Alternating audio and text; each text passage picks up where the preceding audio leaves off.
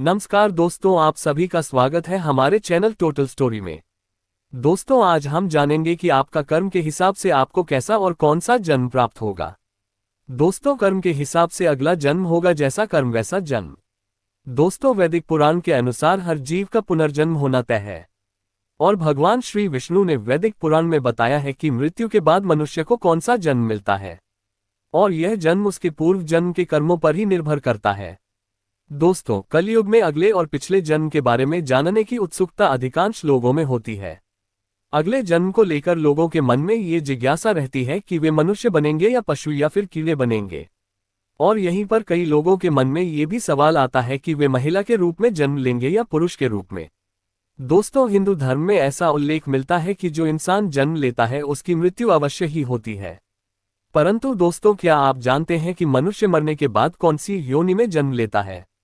दोस्तों, वैदिक पुराण हिंदू धर्म के महापुराण में से एक है जिसमें जन्म, मृत्यु और मृत्यु के बाद की घटनाओं का विस्तार पूर्वक वर्णन किया गया है। दोस्तों, इस पुराण में ऐसी कई बातें बताई गई हैं जिन्हें अपनाने से व्यक्ति अपने जीवन की आर्थिक स्थिति सुधार सकता है और एक नई जिंदगी जी सकता है। दोस्तों, इस महापुराण में भगवान विष्णु और सुवर्ण देव के बीच संवाद का वर्णन किया गया है। साथ ही इसमें व्यक्ति के हर एक चरित्र के बारे में भी बताया गया है। वैदिक पुराण में ये भी उल्लेख किया गया है कि ईश्वर की दृष्टि में जो अच्छे कर्म होते हैं उन्हें पुण्य कहा जाता है और जो बुरे कर्म होते हैं उन्हें पाप कहा जाता है। वैदिक पुराण और कठोपनिषद में ये भी बात बताई गई है कि मनुष्य धरती पर जो पाप करता है उन सभी पापों की अलग अलग सजा बारी बारी से उसे जरूरत और पाप के हिसाब से मिलती है। वैदिक पुराण के अनुसार जो व्यक्ति अच्छे कर्म करता है उसे स्वर्ग में स्थान मिलता ही मिलता है, उसे कोई इधर उधर नहीं कर सकता। लेकिन दोस्तों, वही बुरे कर्म करने पर उसे नरक में जाना पड़ता है और ये बात 100% सही है। मेरे प्यारे दोस्तों, वीडियो के अंत तक बने रहे, आज हम आपको इसी के बारे में बताने जा रहे हैं। तो दोस्तों, चलिए हम इस विषय को भगवान श्री विष्णु की एक महान कथा के माध्यम से जानते हैं। दोस्तों, एक बार की बात है जब भगवान श्री विष्णु के पास स्वर्ण देव आकाश मार्ग से आते हैं, जिससे स्वर्ण देव भगवान श्री विष्णु के पास पहुंचकर उन्हें प्रणाम करते हैं और कहते हैं, हे प्रभु, आज मेरे मन में एक बहुत बड़ा शंका उत्पन्न हो रही है। कृपया आप मेरी इस शंका का निवारण करें। मैं इस शंका को लेकर बहुत परेशान हूं। मित्रों, तब भगवान श्री विष्णु कहते हैं, हे स्वर्ण देव, तुम्हारे मन में जो भी शंका हो कृपया तुम निसंकोच होकर वह शंका हमसे पूछो। तुम्हारी हर शंका का निवारण करना मेरा कर्तव्य है। मैं अवश्य ही तुम्हारी शंका का निवारण करूंगा। तब स्वर्ण देव ने बड़ी प्रसन्नता से पूछने लगते हैं कि हे प्रभु, मुझे इस विषय में बताइए कि क्या मनुष्य को कर्मों के हिसाब से ही अगला जन्म मिलता है, और अगर ऐसा है तो मनुष्य को कैसा कर्म करना चाहिए। और इसके साथ ही मेरा ये प्रश्न भी है कि पति के साथ भोजन करने वाली स्त्रियों को कौन सा पाप लगता है। प्रभु, कृपया मुझे विस्तार से बताएं, क्या पति के साथ भोजन करना उचित होता है? शास्त्र इस विषय में क्या कहते हैं? हे प्रभु, ऐसा कौन सा पाप है जिसे करने से स्त्री नरक की दासी बन जाती है? कृपया आप मेरी इस शंका का समाधान कीजिए। दोस्तों, सुवर्ण देव की बात सुनकर भगवान श्री विष्णु मुस्कुराते हुए कहते हैं, हे स्वर्ण देव, आज तुमने समस्त मानव जाति के कल्याण के उद्देश्य से बहुत ही महत्वपूर्ण प्रश्न किया है। हे देव, तुमने जो प्रश्न किया है उसका समाधान मैं अवश्य ही बताऊंगा, लेकिन तुम्हें इसका समाधान रानी अमृता की कथा सुनने से ही मिलेगा। हे स्वर्ण देव, आज मैं तुम्हें रानी अमृता की कथा सुनाता हूं जिससे तुम्हारी सभी शंकाओं का समाधान अवश्य ही मिलेगा और इस प्राचीन कथा से तुम्हारे सभी प्रश्नों के उत्तर बहुत ही आसानी से मिल जाएंगे। इसीलिए इस कथा को बहुत ध्यान पूर्वक सुनो। भगवान श्री विष्णु से यह बात सुनकर सुवर्ण देव कहते हैं, हे प्रभु, मैं इस कथा को अवश्य ध्यान पूर्वक सुनूंगा। कृपया आप इस कथा को मुझसे कहिए। तब भगवान श्री विष्णु कथा को सुनाना आरंभ करते हुए कहते हैं, हे स्वर्ण देव, फिर सुनो। प्राचीन काल की बात है, अवंती देश में एक महाराज चंद्रधर राज्य करते थे। वे धर्म का पालन करने वाले गुणवान, चरित्रवान और अत्यंत कुशल सम्राट थे और उनका विवाह पाटलिपुत्र राजा की पुत्री अमृता के साथ हुआ था। अमृता सत्य का व्रत पालन करने में तत्पर, गुणवान, चरित्रवान तथा एक महान पतिव्रता स्त्री थी और महाराज चंद्रधर बहुत साफ सुथरा और पुण्य आत्मा थे। उन्होंने अनेक यज्ञ किए और पुण्य के कई कार्य किए, जैसे कीर्तन, धार्मिक वचन, महायज्ञ, दान आदि। उन्होंने देवालय बनवाए, पोखरे खुदवाए और वाटिकाएं बनवाए और वे सदैव साधु संतों की रक्षा में तत्पर आगे रहते थे। महाराज चंद्रधर के नगर के समीप एक बहुत ही डरावना घना जंगल था, जिससे उस जंगल में एक विशाल और भयंकर आकार वाला सुअर अपनी पत्नी और पुत्रों के साथ रहता था। वह सुअर इतना बड़ा था कि लोग उस जंगल में जाने से कांपते थे और उससे बहुत डरते थे। उस सुअर के डर से मनुष्य उस वन के मार्ग से जाने से घबराते थे। फिर जब ये बात महाराज चंद्रधर को पता चली तो उन्होंने उस सुअर का शिकार करने का निर्णय लिया। और एक दिन महाराज अपनी पत्नी अमृता और अनेक सैनिकों तथा कुत्तों को लेकर उस वन में सुअर का शिकार करने के लिए निकल पड़े। चंद्रधर बड़े ही पराक्रमी थे। उन्होंने अनेक विशालकाय शेरों और राक्षसों का वध आसानी से किया था। इसलिए वे इस भयंकर सुअर से नगरवासियों की रक्षा करने के लिए उस वन में शिकार करने निडर होकर पहुंचे।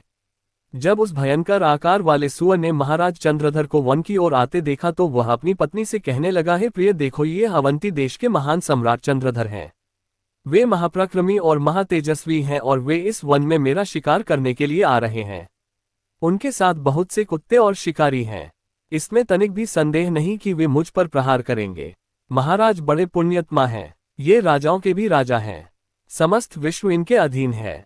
फिर वह सुअर अपनी पत्नी से कहने लगा, हे प्रिय, मैं तुम सबकी रक्षा करने के लिए अपना पराक्रम दिखाते हुए महाराज के साथ युद्ध करूंगा। अगर युद्ध में मैंने उन्हें पराजित कर दिया तो तीनों लोकों में मेरी कीर्ति हो जाएगी। और यदि मैं उनके हाथों मारा भी गया तो मुझे इस सुअर की योनि से छुटकारा मिल जाएगा और मैं विष्णु लोक को चला जाऊंगा। फिर मेरे द्वारा किया गया पिछले जन्म के पापों के कारण ही मुझे सुअर का जन्म मिला है। दोस्तों, फिर सुअर की पत्नी बोली, हे नाथ, हमारे बच्चे आपके ही पराक्रम और साहस के कारण इस वन में निर्भय होकर विचरण करते हैं और निडर होकर इधर उधर घूमते हैं। वह कोमल कोमल फूलों का आहार ग्रहण करते हैं। आप ही के कारण इन्हें शेर, सियार आदि जंगली जानवरों का भय नहीं है। आपके बिना हम असहाय हो जाएंगे। आपके बिना मेरा जीवन भी नष्ट हो जाएगा। दोस्तों, फिर सुअर ने उत्तर दिया, हे प्रिय, तुम वीरों के धर्म को नहीं जानती हो। यदि शत्रु वीरों को युद्ध के लिए ललकारे तो वीर पुरुष को लोभ और भय से काया की भांति छिपकर कभी नहीं भागना चाहिए।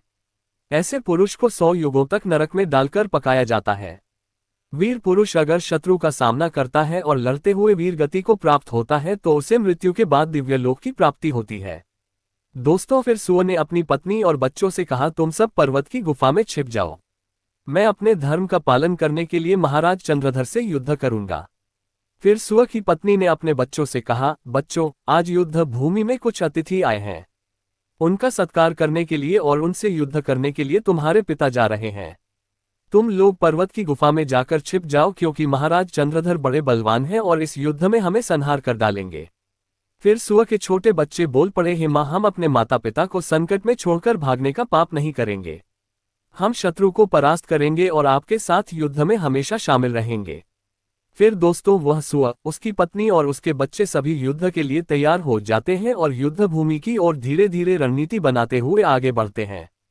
उधर महाराज चंद्रधर अपनी सेना के साथ उस स्थान पर पहुंचते हैं। तभी सुअर के परिवार और महाराज के सैनिकों के बीच भीषण युद्ध होता है। सुअर अपने दांतों से सैनिकों को मारने लगते हैं और सैनिक अपने भालों से सुअरों को मारने लगते हैं।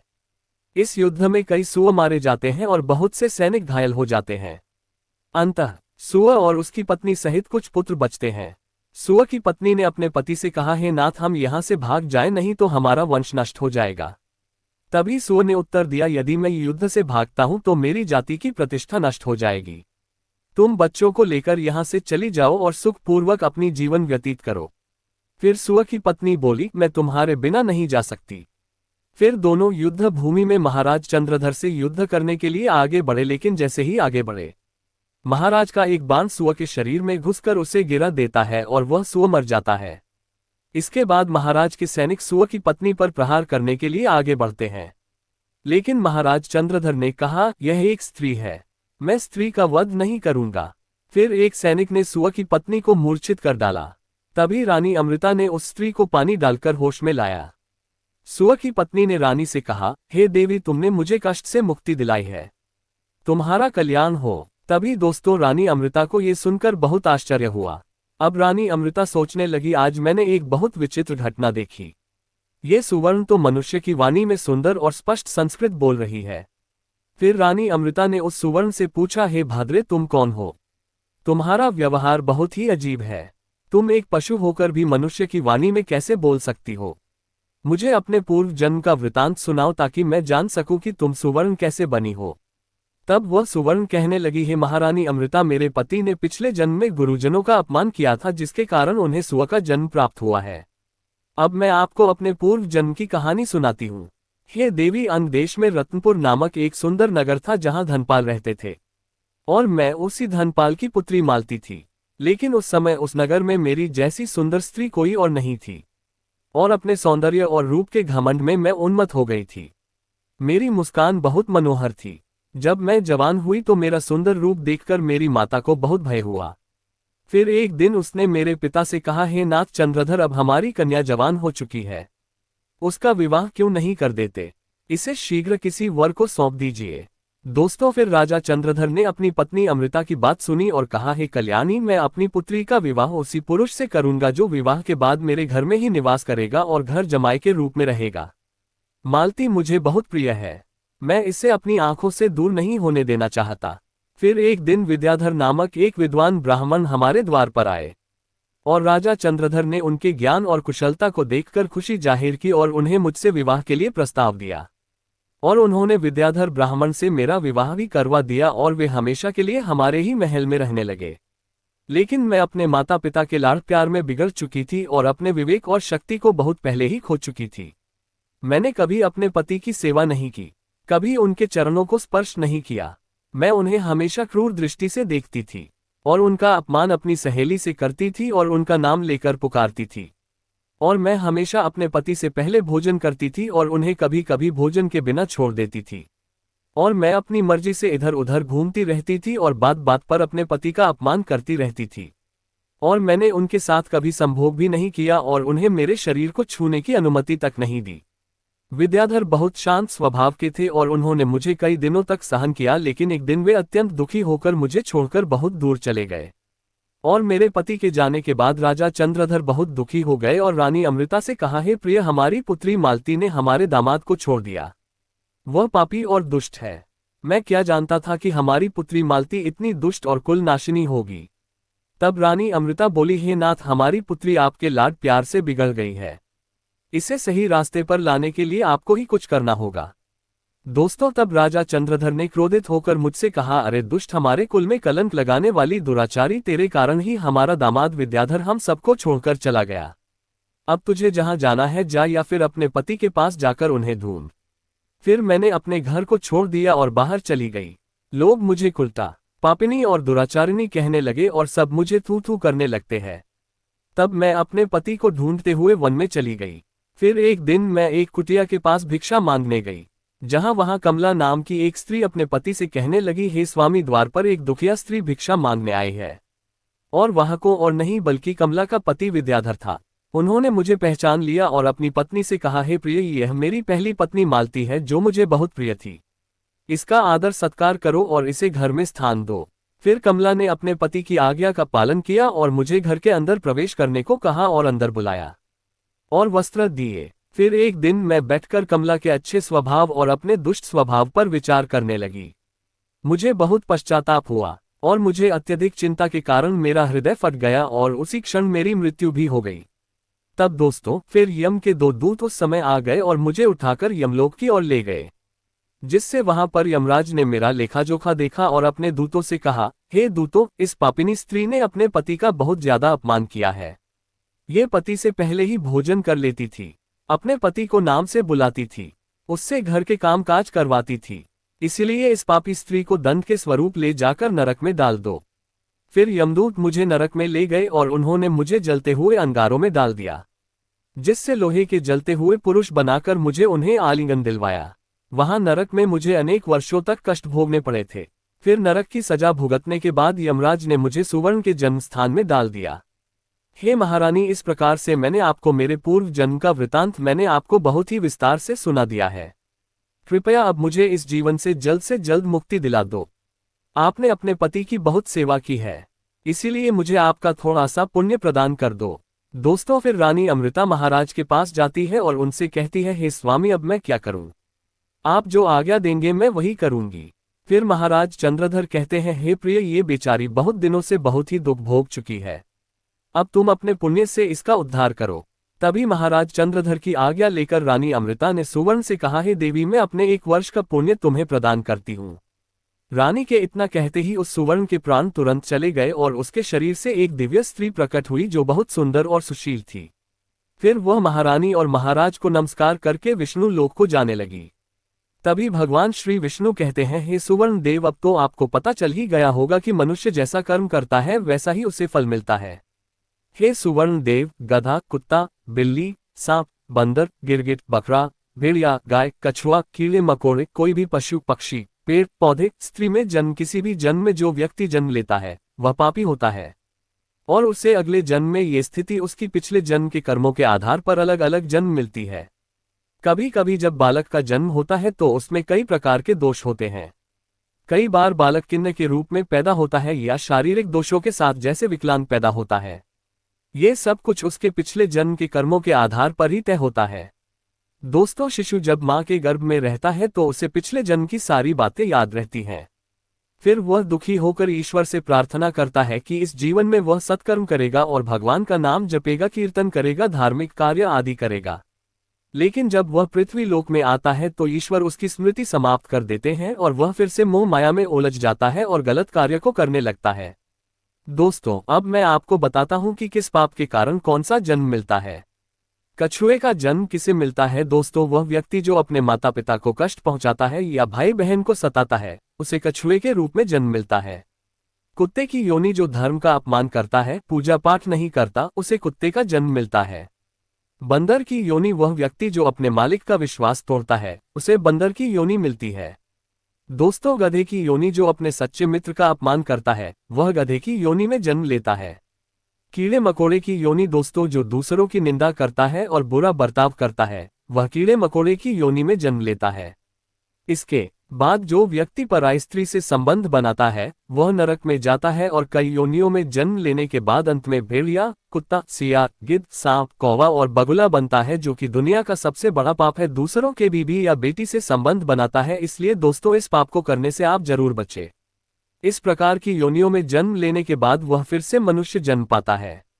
जो व्यक्ति किसी स्त्री के साथ जबरदस्ती संबंध बनाता है उसे नरक भोगने के बाद किन्नर के रूप में जन्म मिलता है।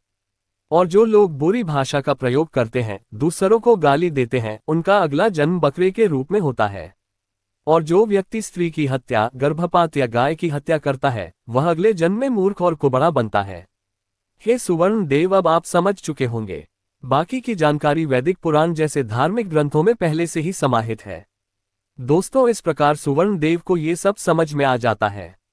तो दोस्तों, मैं उम्मीद करता हूं कि आपको ये कथा पसंद लगी होगी।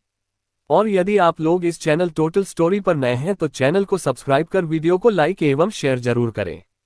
हम ऐसे ही जानकारी वाली वीडियो अपने चैनल के माध्यम से आपके पास पहुंचाते रहेंगे। दोस्तों, साथ ही कमेंट में जय श्री हरि विष्णु अवश्य लिखें। धन्यवाद।